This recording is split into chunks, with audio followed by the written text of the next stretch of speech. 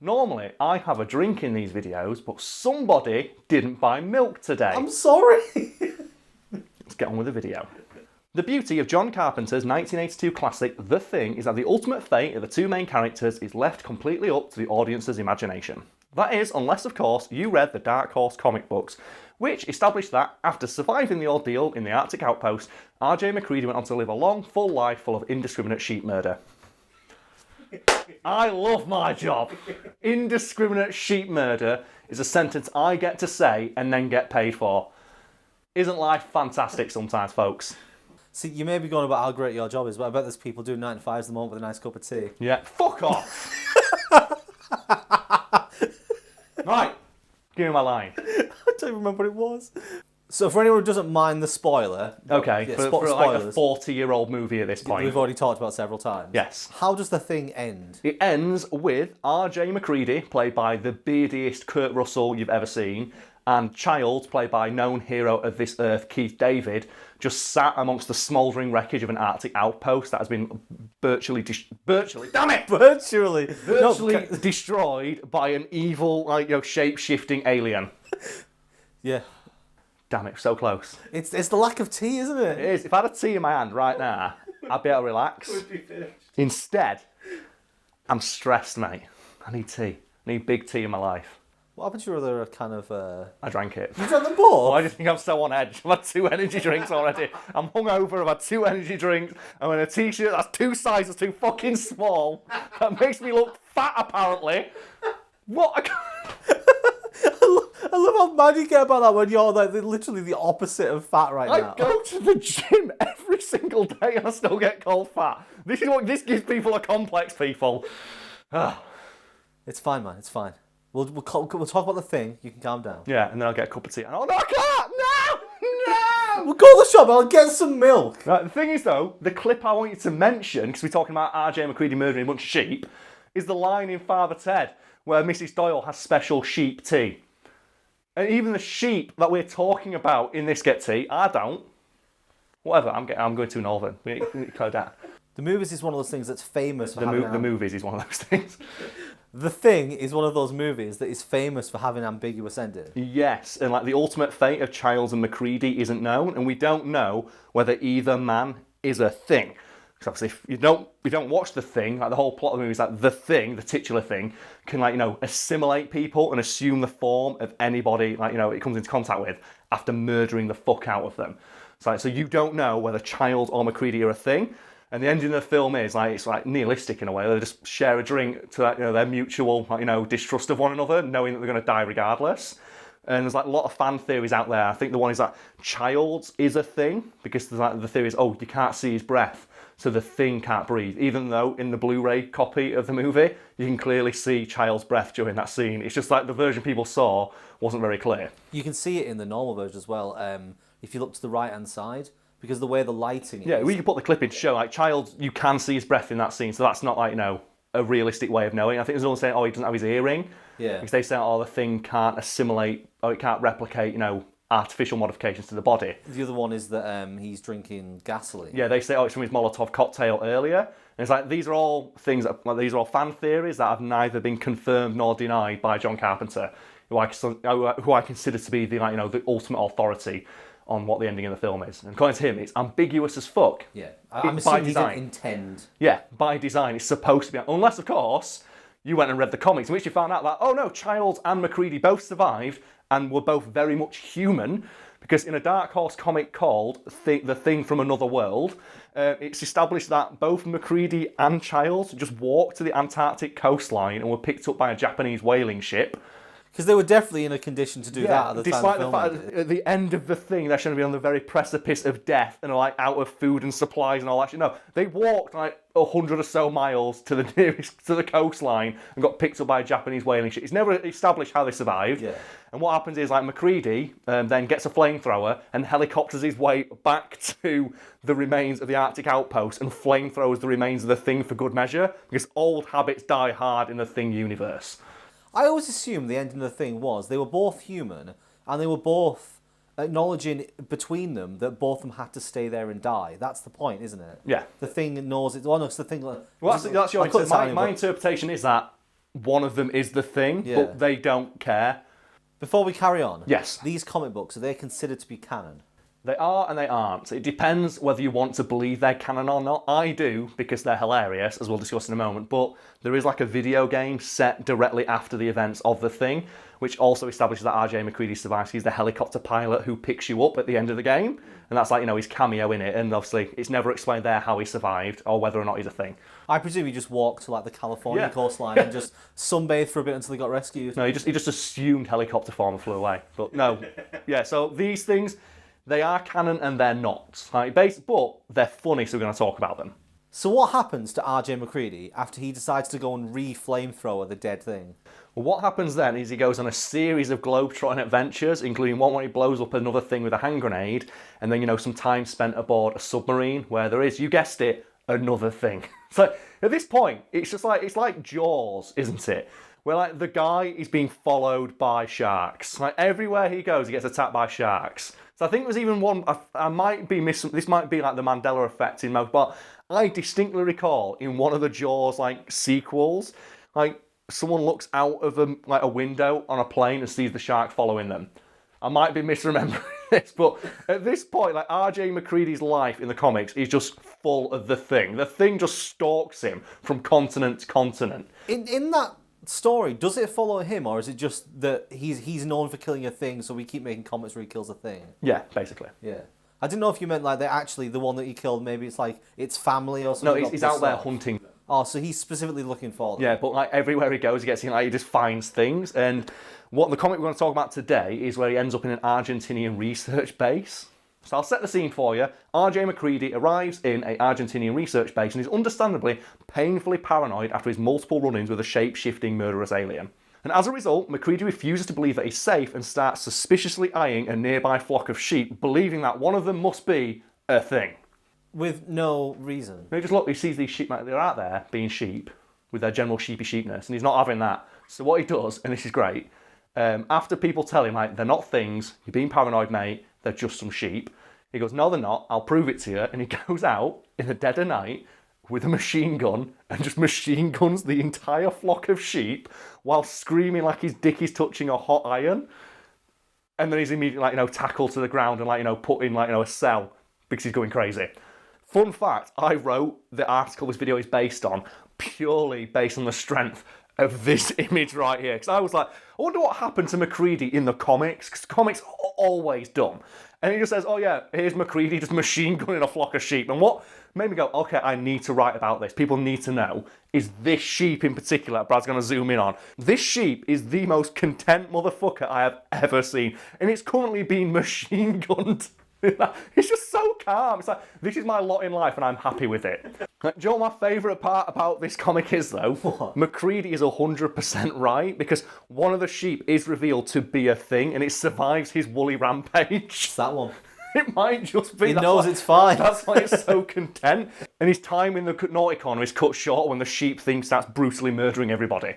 So the film's established that the thing is quite smart, and that's why obviously it blends in with that flock of sheep. It thinks like something that people wouldn't suspect, something innocent like in a group of animals. But imagine if the thing was an idiot, and to blend in it to a giraffe.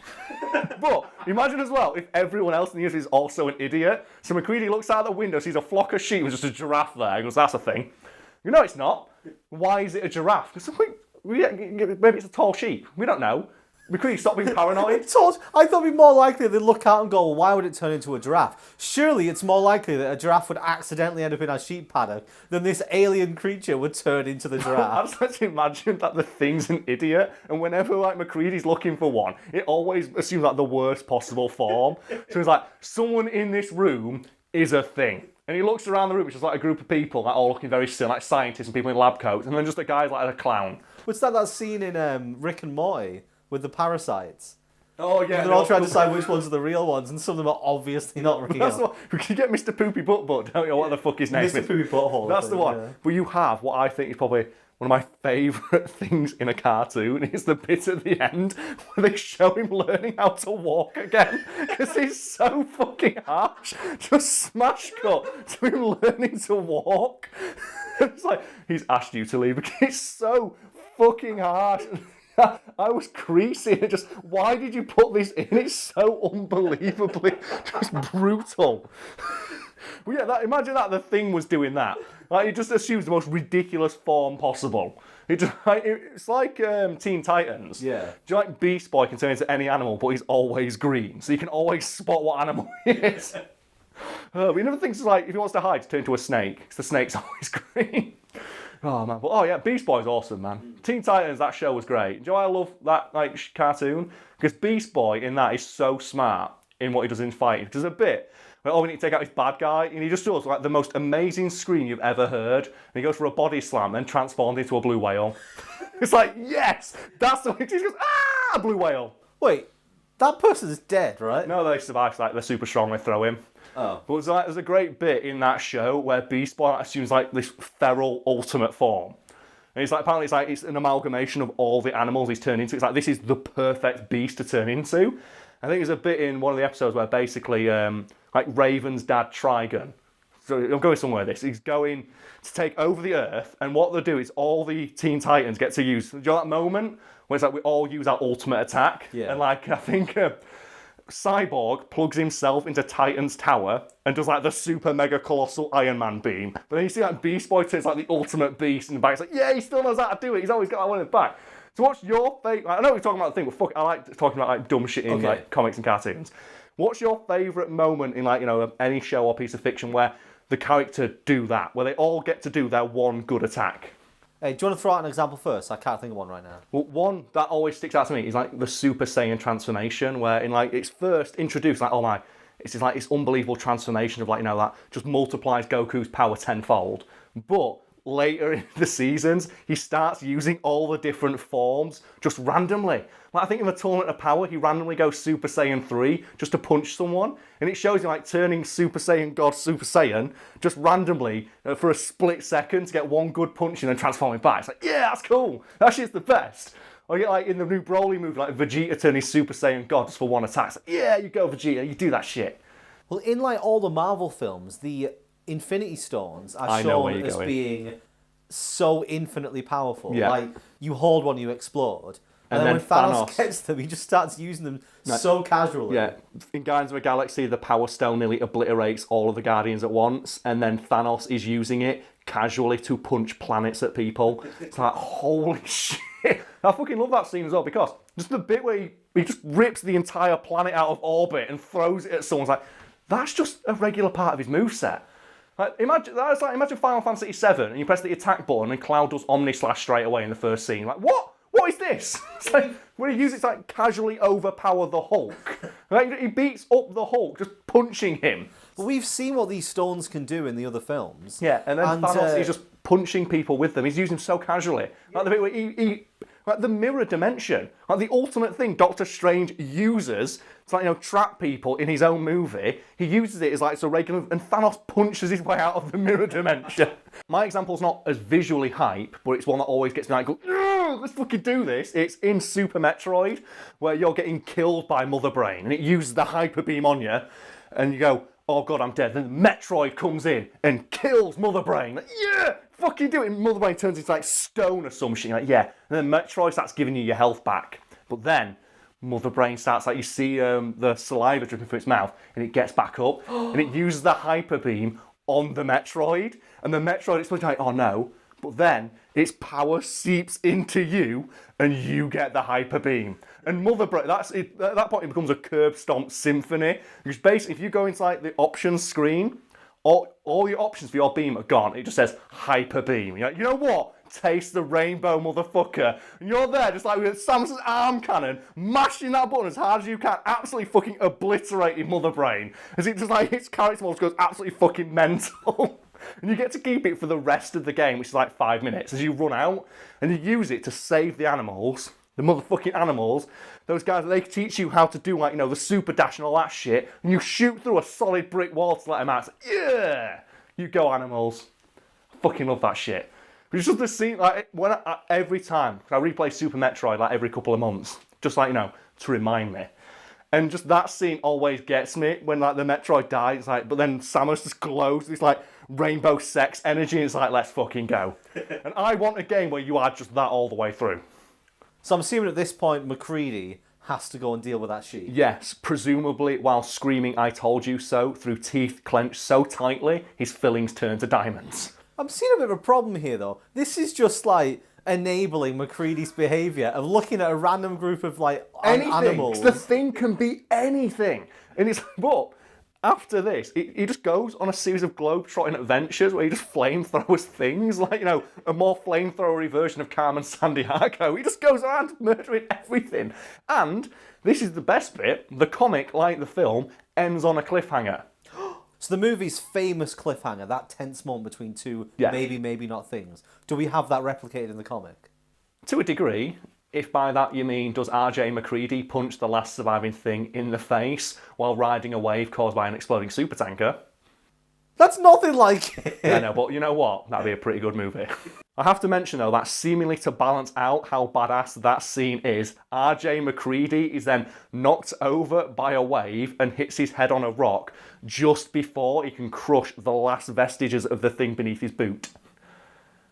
Yay! Now, Brad, you're not fully comprehending what happens here, because let me just put this in context. Like, R.J. McCready, a human man, overpowers an immortal, ageless alien life form with the collective intelligence and abilities of 1 trillion assimilated life forms with his bare hands, and he's then knocked over by a wave and hits his head on a rock.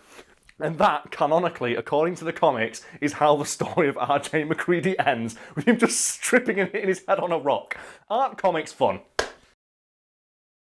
In the spirit of what we talked about in today's video, Brad, let's discuss our favourite examples in fiction of characters who inexplicably just have the same shit continually happen to them. Because the idea that R.J. McCready inexplicably encounters the same alien life form like 16 separate times is ridiculous. And to jump us off, I'm going to start with John McClane. Oh, see, this one I like 1 and 3 are fine. Yes. Because 3, someone seeks him out. 1 is the first one. Yeah. But 4, he just happens to go to the door of someone involved in this conspiracy. Yeah.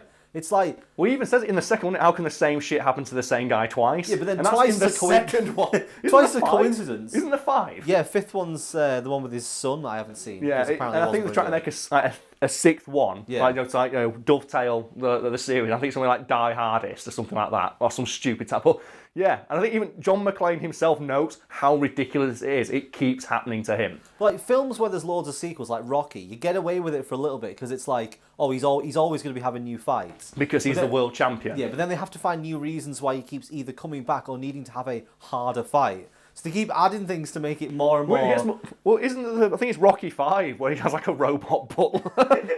Like, inexplicably a robot butler. But yeah, like, he goes from fighting the heavyweight champion of the world to like Rocky 4 fighting a genetically engineered Russian Ubermensch who can like punch machines like he's in Dragon Ball or something. They have to get him emotionally invested by having someone die. It's like they have to up it every time. So I love all stuff like that because it's like, yeah. The kings of this trope, though, it's got to be comic books. Because they've been going for so long. It's like, how many times have some comic characters just died and come back to life? It's ridiculous. How many times has Superman died? How many times has Batman been sent back through time? How many times has, like, Spider-Man lost his powers? Like, how many times has, like, Dr. Octopus escaped from jail just over and over and over again? Well, I remember that. That's always with villains, isn't it? That's one of Batman's things. The revolving door prison. Away, yeah. They always just get out straight. Arkham Asylum. There hasn't been a prison break in one day. Speaking of things, prisons and things happening to people over Prison and over again. break! Wentworth Miller and the fact that he can't stay away from a prison. I'm still pissed off that they didn't do the joke idea someone floated around for a bit where he has to escape from space.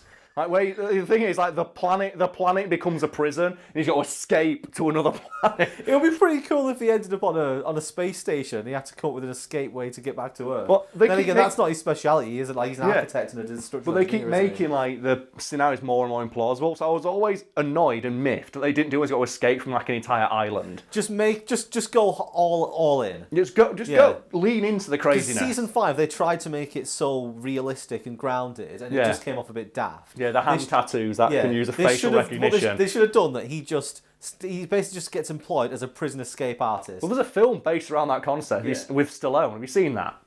No. Oh, there's a film with Sylvester Stallone and Arnold Schwarzenegger where the whole point is he's a guy who escapes from prisons for a living. Yeah. And they send him to a super mega ultimo prison that he escapes from with Arnold Schwarzenegger. Or what about video games? How many times is Samus going to lose all her abilities? It's like, she has the Hyper Beam at the end of Super Metroid and loses that shit. How did you lose Hyper Beam? How many times are the Dragon Realm going to let Spyro clean up all the mess when he's clearly the youngest? How many times is Crash Bandicoot going to let Neo Cortex try and take over the world? I love as well, like Neo Cortex. Have you ever heard like the lore behind why he's only got hair here? No. Apparently he used hair regrowth serum, that worked, but he only used it on the sides of his head. That's canon in the Crash Bandicoot universe. Why? Because he's fucking sick. He's like, you know what? I just want hair here. And he's voiced by Clancy Brown. It's sick. Did you ever play through Crash the Titans? I did not know. Is that the one where Crash Bandicoot has a tribal tattoo? Yeah, Crash got tribal tattoos, and N-Jin is Gollum. Do you remember the era of just giving everyone Do you remember like the Super Mario tribal tattoo, like the tribal Game Boy? Oh man, remember that? I like, had the tribal Game Boy. I did too. We've mentioned before in a previous video about the number of sequels and things, and horror movies are always the winners. Oh yeah, like comics, you can forgive them reusing plot lines. They've been good for some of them have been good for like nearly 100 years at this point, but some horror movies, like Jason Goes to Space. It's like, we can't think of a way to make it. Let's just put him in fucking space. It's the same thing. They're like, we have to escalate it in some way. And obviously, they get to the point where like, we can't do it without making it stupid. What about Paranormal so Activity? Stupid. Like, how many fucking haunted houses are they just going to find randomly? It's better, though, when the premise is so stupidly specific that you can't believe a sequel happens because it's so unbelievable that it happened in the first place. Like Sharknado. Like, the premise of that film is a tornado goes over a school of sharks on water and then drags them all onto land. But it happens like 5 times. Like, how many times a tornado is going to make it just rain shark? There's just a particular area of the world that has a site that makes tornadoes in between, and then sharks, and then the land. But isn't there like, doesn't it eventually get to the point where like sharks are just flying through people's roofs and there's a person like chainsawing them? No, it'll get to the point where they have to build their cities to be shark rainproof. Because it just every now and again it just rains Yeah, sharks. it's just they'll have it on the calendar. It's like, oh, this month is like the weather monsoon forecast. season. Yeah, don't go to Hawaii during this period because it just rains sharks. Go, well, thank me, I'm not going there then. It's like we've got special hotels and bunkers set up if the sharks start to rain. It's so dumb.